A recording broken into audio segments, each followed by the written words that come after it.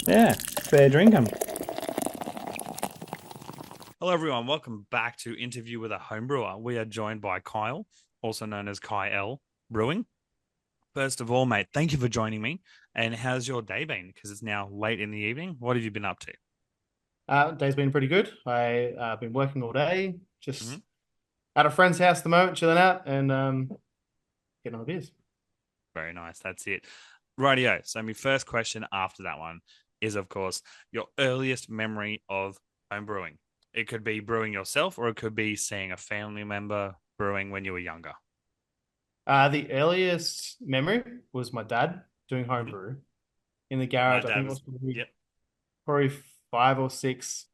Just curious as to what's he doing, and Yeah, my dad didn't do it for too long. He did it till I was about 7 years old, but I still have vivid memories of seeing him do it in the garage and haven't seen the bottles in the fridge. Continue. yeah, I remember trying it. I don't think it was alcoholic at that point. I think it was just the like the syrup, and Yep. it's like, oh, this is nice. It's sweet, and Is it this is syrup? Yeah. yummy. And but then yeah, so my first actual home brewing that I did myself hmm was 2010. hmm I was living with mates in there's like a little shack house thing Bachelor in pad, you could say. yeah, bachelor pad. Yeah. And we called it 465 Nepean Highway. It was a name back then. It was a Love that. halfway house. And Yep. we decided to do a homebrew batch between us, just cheap beers, really. hmm Uh, Turns out they were all bottle bombs. Basically, put them into bottles before they had finished and they all blew up. I think we got maybe Yeah. two beers out of it. Wow. And what style of beer was that? Uh, Pretty unique. We did a maple syrup lager. Okay. And did you We use thought, maple syrup as the extract, you could say? yeah, well, no, we had a little tin that we Okay. made it up, and we did put maple syrup in it for some reason. And Yeah. obviously, reading the back of the tin was like, it should be, this starting gravity, and this is the final gravity. Like, yeah, that looks about right. And yeah, no, nowhere near it. Wow. That's really cool. And that's such a really unique story because you're brewing with your mates as well. So what was your next brew after that? Did it take you, years until you were like, nah, I'll give it away, do it again later, or was it right after? Yeah, no, like probably a few years later, I think maybe around 2014, I moved to a farm, and we thought, well, better let's try this homebrew again. We can put it out in a shed. If it blows up there, it doesn't matter. Yeah. And Yep. no, they turned out really good. Turned out awesome. And what brew was that? What style? We just did a lager, just a straight lager. We just made it Yep. sweet and simple. Yep. And brewed that, drank it, loved it, and we thought, all right, cool. We'll do some more. And my housemate's dad at the time came up with the idea. He goes, rather than using like dry malt or anything to add to it or brew enhancer, why don't you use two cans? I was like, The I bet. toucan method. Yep. Yep, let's The try it. Woolies toucan method. Yep. Yep. So we did that, made two cans, and I think we fell in love with it. It was like it was awesome. It worked out perfectly, nice, smooth, a little bit extra body now, and we just kept doing that for a couple of months. And then we decided to have a farm festival. We Okay. had 90 people come around. We put a stage in one of the sheds. We had five bands play, and I was like, I'm gonna do the homebrew for the whole Yep. night. Did you That's when have I enough? actually Did you run out, or did you run out of beer? um we didn't quite run out, but we did run out at the end of the night. But it's under Okay. different circumstances. Okay. So I did six kegs because I hmm was like going all in now. So I Now, kegs, bought are probably we talking 19 liters or are we talking yeah 19 50, liter kegs. 45 liter cornies? 19-liter kegs. Yeah. Because I had another friend that was doing home brewing as well. He's like, you can borrow two kegs, you're not, lashing out all this money. And but then what we did was we ran through, I think probably 2 to 3 kegs, hmm and then we got the little piezo beer Yep. fillers, Yep. and we decided because we're all drunk to start spraying beer everywhere, showered ourselves in it. Yep. Wow. That's a fucking story. I love that. Yeah, Honestly, it that's was a so good. pretty epic place to be. We were on a big farm, 10 acres, bunch of bands playing, and yeah, just heap of good friends. That's a vibe. Honestly, I love that. In 2019, you scaled up to a pico slash nano brewery. What was that like? How was it going? And what was like the decision to go for that? Um, so I'd gotten into the all grain brewing Mm-hmm. and started like having my brothers around, and they were trying it. They're like, "Yeah, this is really good. I think you should start, sort of selling this." Mm. And I was like, "Yeah, I reckon we could do this." So we held a brew day.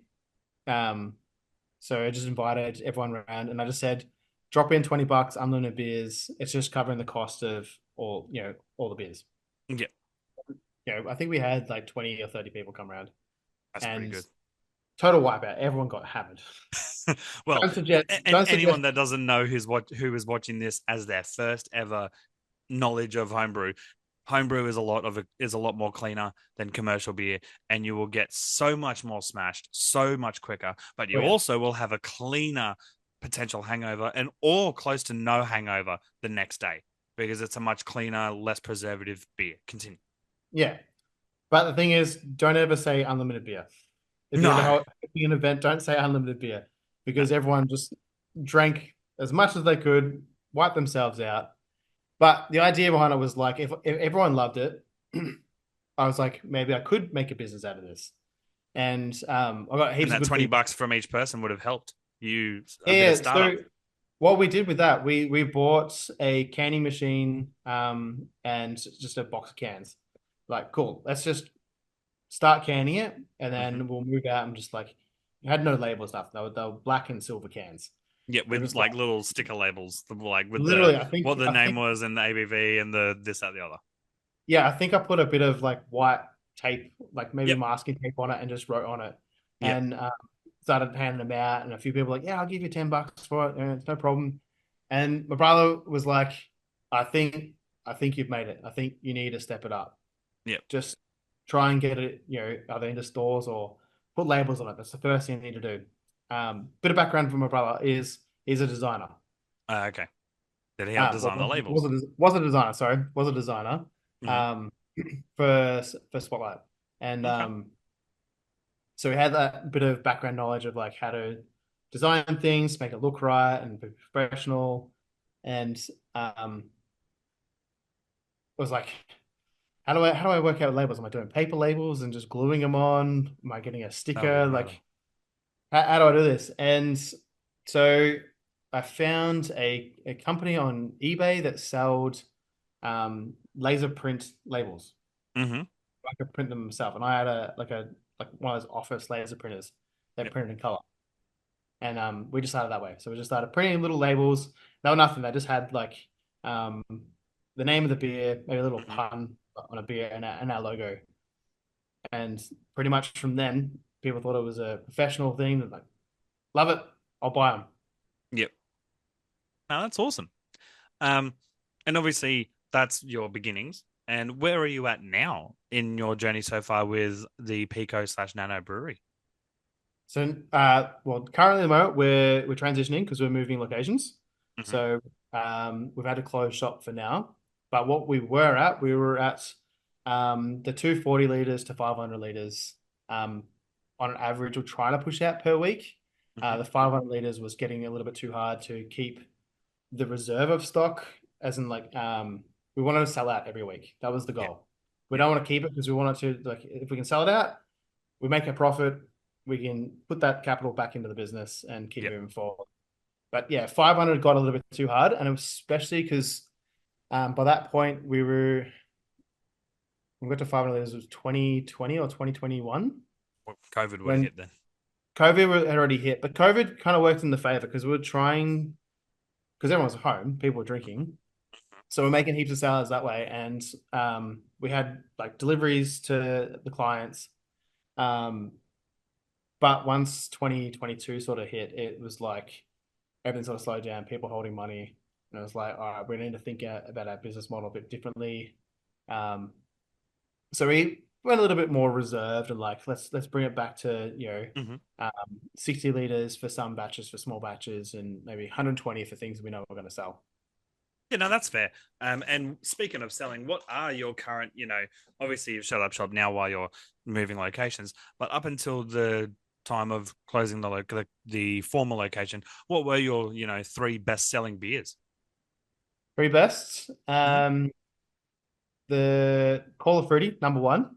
Hmm. We did 15 different versions of it, Wow. which is it's a New England IPA, and it was just a bunch of So fun. So a anyone that hazy to liked, anyone who doesn't know, more or less. yeah, anyone that liked video games as well, was like a pun on Call of Duty, was like Call Hmm. of Fruity, Call of drink it, Fruity. I stay at get it. home. Yep. Um, we did a porter, which is like a seasonal one. Winter, Called, obviously. yep, it was a smoke milkshake porter. So very, What was very that called? called Moon Pie. I love that. I love Yeah. that. Yep. Um, and then we had Dad Bod, which was our lager. It was just like our house beer. I love that name too, Dad Bod. Yep. Yeah. Because basically anyone that drinks beers as often that's going to a brewery will have a Dad Bod. Yep. Pretty much. It was like, um, if you're gonna get it, you might as well embrace it. Yeah, that's it. That's absolutely it. I love that so much. And I've honestly gone off topic with all the other questions I've got listed. So I'll get back on track. Yep. And what's the naming? Like, what's the meaning behind the name Kai L? Obviously, your name is Kyle, but it's Kai L. Is that a ode to Superman? I'm guessing, like Jor Yep. El, etc. Yep. Yep. So love Superman, Kal-El, Jor-El, and I love comic books and superheroes and all sorts of stuff. So it's like I gotta put a bit of my love of these cartoon comics into a business, I think. And that also helped with the design of our logo. So Yeah, of course. um so I love Superman, I love Batman. They're the Mhm. two top ones. But I was Mhm. like, I don't know what to do about the name. And I had a Scottish friend that came around and he always called me Kai L. Because Yeah, I don't and know, that just he sort just of clicked. couldn't pronounce it. And it clicks. It was like, yep, that's it. He thinks that I'm Superman. I love that so much. And my next question is, what have been the three biggest mistakes or learning curves you could say you've made in your brewing journey? Biggest mistakes. Well, as Always long as put. you've learned from them, they're not mistakes. I think the biggest one is pressure relief valves. Make sure you put them on. Yeah. Because having a fermenter as a bomb is, yeah, a lot of mess. Hmm. Um, So like a spundy sort of thing, or a yeah, like a genuine spinning valve. PRV. Yeah, Yeah. yeah. So just any pressure relief, because once it starts fermenting, it's gonna build up pressure real fast. Hmm. And I've had plenty of fermenters where the top's blown off and Wow. or the spout's blown out, and it's yeah, mess. Um, Probably water would be like the first thing I ever just made a heap of mistakes on. Never thought anything about it. I just thought, I think all brewers, when they start home brewing, their first brew is very similar. You don't know anything about the water. You think, oh yeah, regular tap water is going to be all right. It's not. But yeah, continue. yeah, water. Like I remember just using tap water the It first makes time. or breaks a brew. Yeah, and I did, and it worked for like the first one. But then I Hmm. was like cleaning and stuff because this is back when I was on a farm, just cleaning my equipment with just cold water and stuff, and then putting some, cleaning chemical in. But it doesn't kill anything. Like it's cold water. Yeah. Wow. That's So so interesting. yeah, and it wasn't until a mate said like, "Oh, I think we should probably get an RO system or some Yep. filter and all that stuff." And I was like, water does play this big role in brewing, and it's the foundation really. So should probably start thinking a little bit more about that. Yep. Yeah. Well, with my first brew, as you know, when I told you about it in, before we recorded, it was a shit fight. It really was. I chucked it out before I even tasted it. It was just I knew it was going to be that bad. So, but after that, I literally went straight. Well, the next brew I planned, I went to Big W, got one of them benchtop Brita water filters because it was definitely better than tap Oh water. yeah, Even though it's not an RO filter, but it's definitely better than tap water, it's regardless. so it's so crazy. I almost say using filtered water gets rid of the homebrew taste. You know what? It kind of does. Um, Yeah, because the one thing that pissed me off as well with that benchtop filter was it's an 8 liter.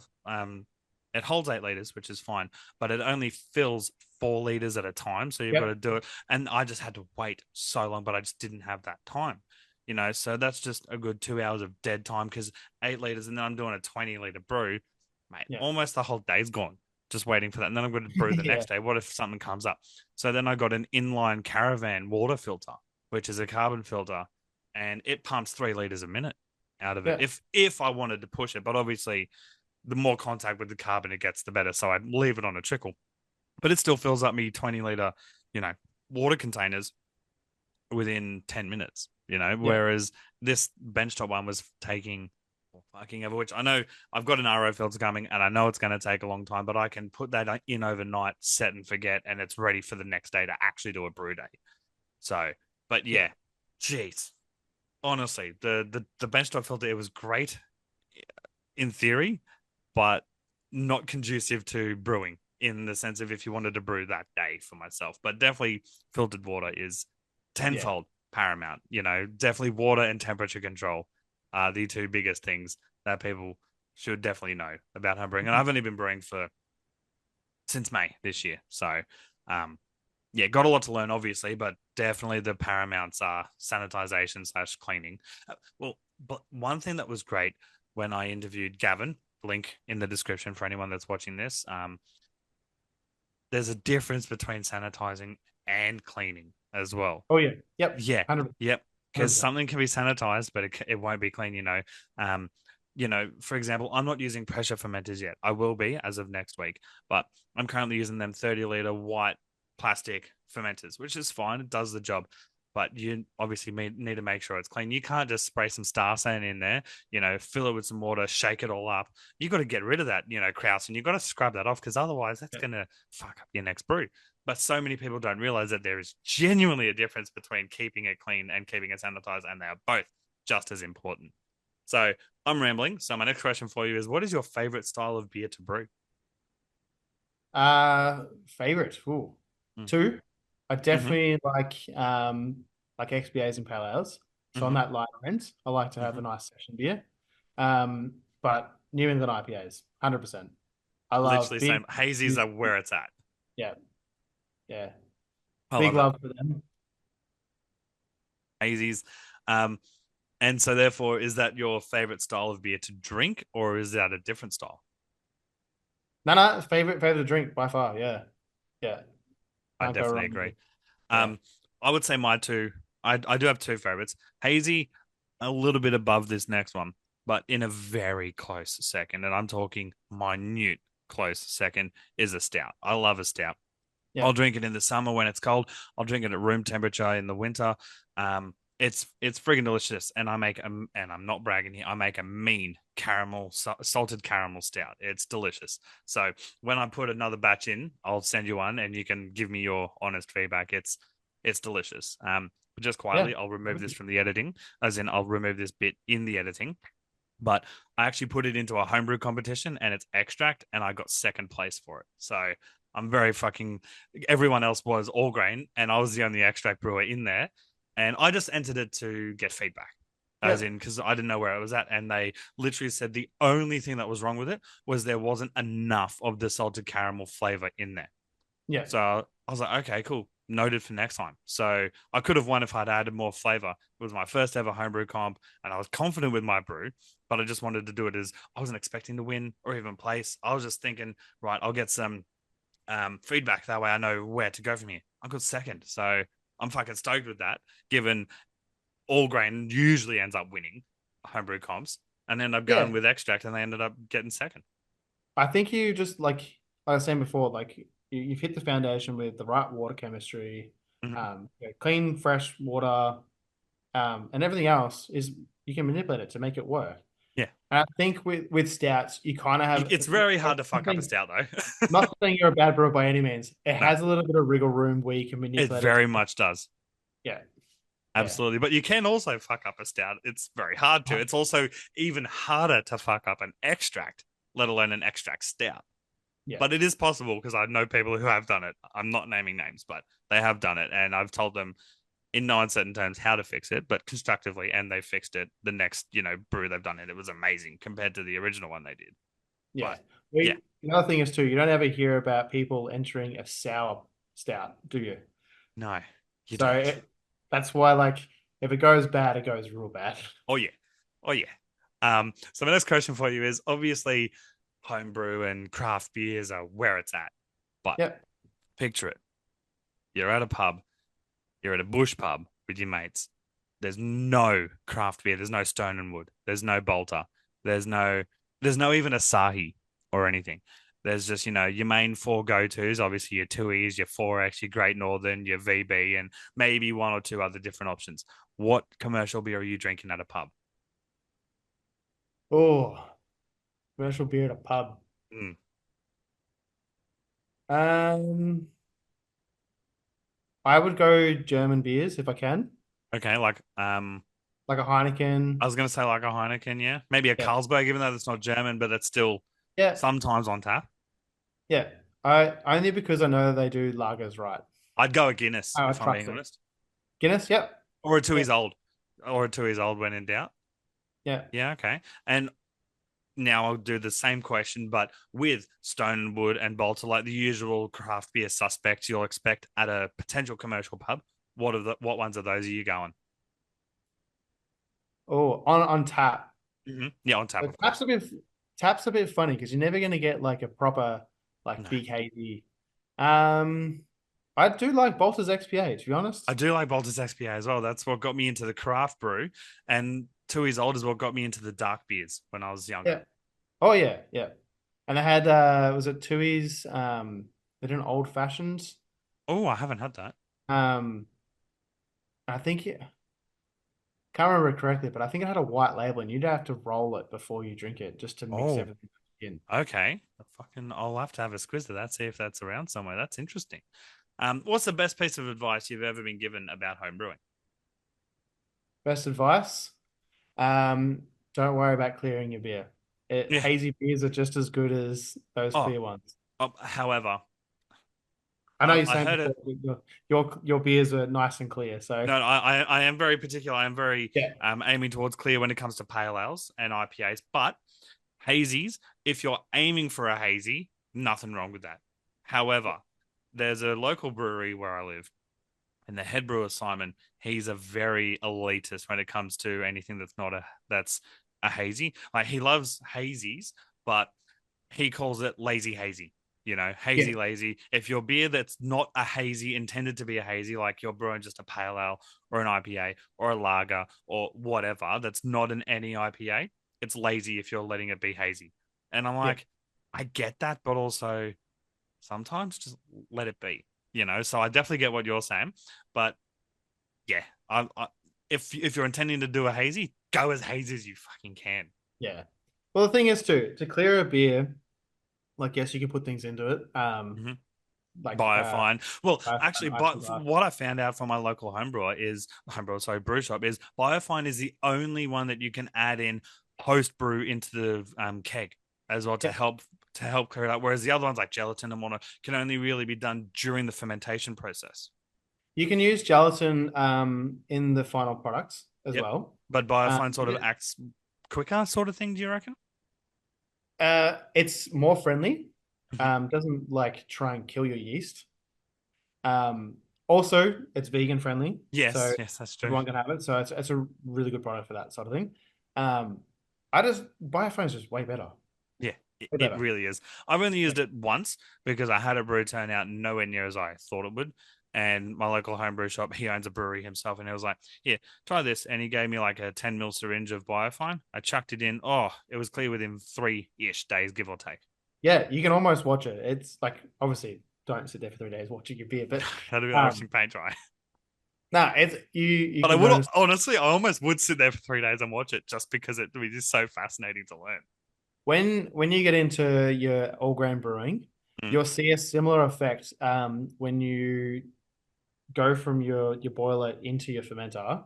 mhm. If you got a clear fermenter like you can get from Kegland, Yep. you can actually see all your proteins start to drop, and Wow. it Okay. clears as it's starting to cool down. And it's Because it's dropping down and it's clearing, sort of. yeah, Yeah. it's but this is before it even starts fermenting. You Oh see wow. it pouring your wort in. Yeah, it's really cool, and it's Okay. very similar with the icing. Sorry, the biofine, but obviously much faster. Yeah. Very nice. And what are 3 bits of advice you would give to new and or fresh home brewers?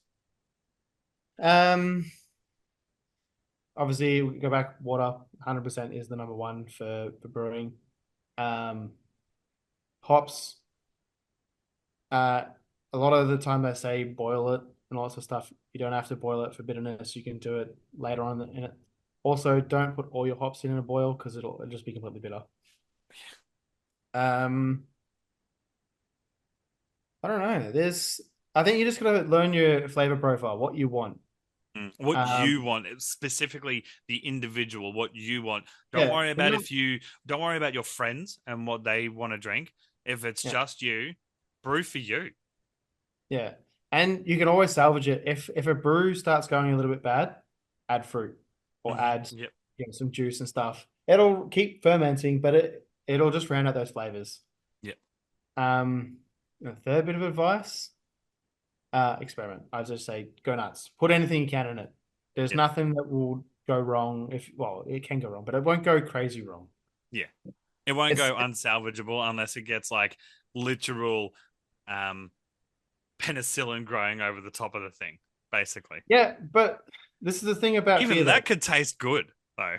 There's been evidence in history, like during wars and stuff, where I can't remember the details about it, but there was like a colony of troops that were going through a city, and the water was undrinkable, but they could Mm. drink the beer, and that's how they.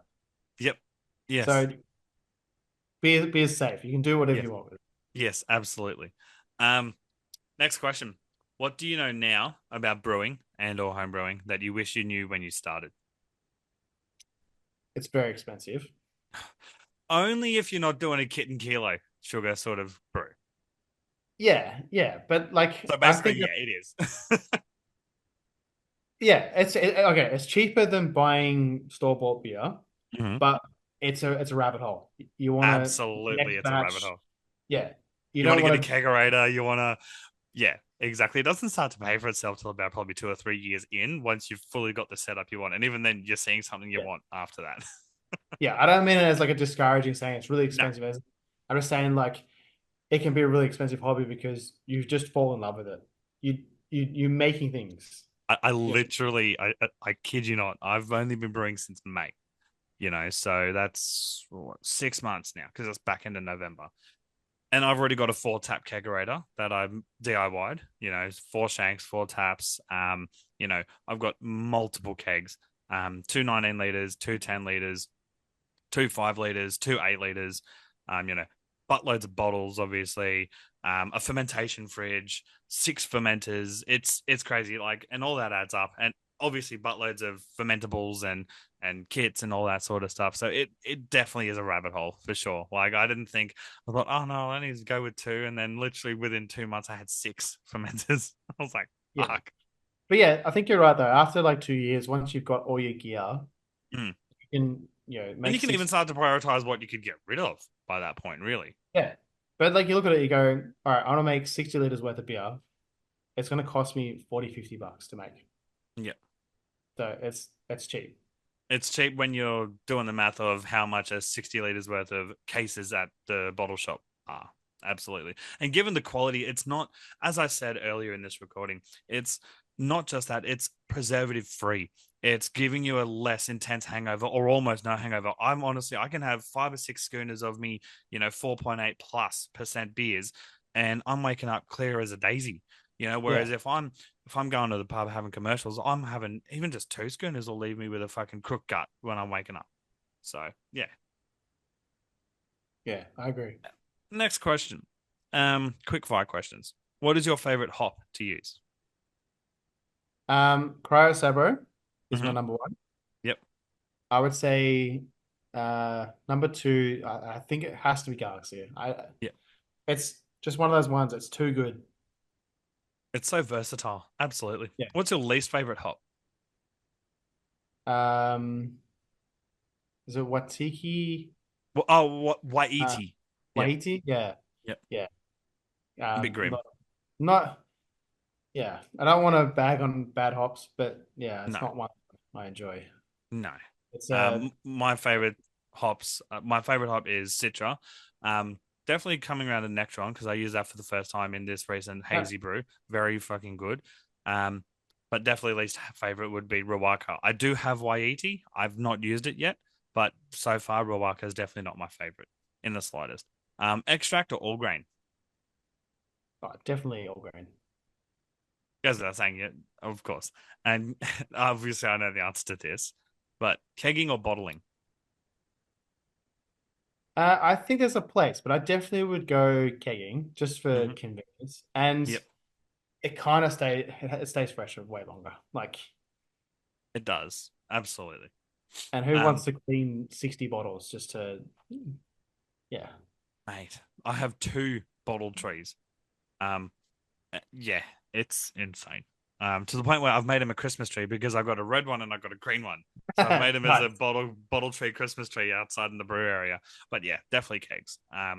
Because also if you want to fill a bottle, you can just fill it from the tap as well. You know, Yeah. Yeah. so much easier. Um, Final question, and it's a bit of a loaded one because I know there's a loaded answer coming. What's next for Kai L Brewing? Yeah, lots. We've moved into the country, but we'll start brewing early next year. Start releasing some of our favorite beers. But not only that, like I wanted to sort of give back to the community. We released a book Hmm. um, just last week, Is and it's there a got link where people can buy it? it's on our website at Hmm. kylebrewingco.com. Yep, I'll Um, put that it's link in the description of this video. perfect. There's a digital download if you don't want to pay for a I'll hardcover put the book. link as well. Yeah, and we like I was saying before, the favorite beers that I've made, Dad Bod, Full of Fruity, and Moon Pie, they're in that book. So you Oh, can okay. the recipes we scaled it to, so you do 20 liters, 56 liters, and 100-liter batches. So Okay. it's fully customizable for whatever Now, system you've is that got. for all grain, or is that also if you wanted to put it into an extract style? I don't have extract recipes, unfortunately. No, it is for the beginner home brewers if they want to learn how to Okay. do all grain, and I've Okay, that's explained good. all that process Like in a entry level all grain sort of thing. yeah, 100%. So if you're just starting out or you're a professional brewer, I've done two sections for it, Hmm. and I explained all my backstory. And yeah, there's a heap to it, lots of information, little steps, little pro tips along the way of like maybe think about this step, and as you get through the recipes, they become more complex. Yeah, of course. Yeah. No, that's awesome. Pardon me. I want to thank you very much for joining myself on interview with a home brewer, you could say. Yep. Pardon me. Been an absolute pleasure. But we didn't actually cover, and now I'm thinking of it, so it's not finished yet. What are you currently drinking in that glass while we've been chinwagging?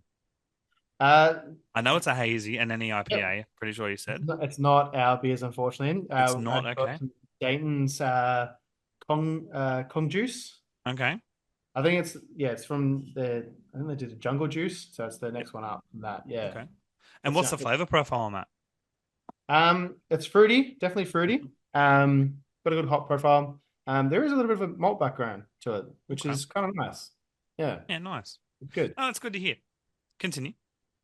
Yeah, I the only thing I would probably little critique is not as much of a mouthfeel to it that I thought, but no, it's good. As you It's thought or as you were hoping? probably as I was hoping. Yeah. So Because I think because I I'm a very big hazy fan, and I know mouthfeel is a very important part for me at least when I'm drinking a hazy. yeah, yeah. But overall, I can't complain. It's delicious. There's one thing I forgot to say, Yep. because you asked me about what's our next steps for our Yep. business. We're gonna do a few projects in the future that is Hmm. giving back to the homebrew community. We're building some prototypes at the moment. What you can see in the background is our a tabletop auto beer filler. Mm. And is that So for bottles or cans or both? it's Or both. okay. It's customizable across. If you wanted to just pour you a glass of beer, you put your glass under Mm. it and it'll pour it for you. But the other thing is, it's got a few extra little bits and pieces that makes it unique. Yep. It self-calibrates. Um, so you can literally just put a 330 ml can under there, 355 ml can, or a 500 ml can under it, and it'll know where the top is, and it'll fill it to the top. That's that's more or less groundbreaking, Yeah, especially for the. I won't divulge the price point, obviously, because it's still in the infancy stages of it. Yep. But we were talking off air, and that's incredible. So definitely anyone and everyone that has watched to this far into the recording, first of all, thank you. Second of all, watch this space and watch the Kai L Brewing Instagram and Facebook, etc. space for when this bad boy drops, because you will be saving your paycheck. You'll be asking your missus for Christmas or your birthday, whichever one comes first, once this bad boy drops, because it's going to be very cost efficient and affordable for almost any home brewer. Yeah, definitely. You want to go from that home brewer to, pro brewer sort of style beers, canning. It's going to be, yeah, in that field.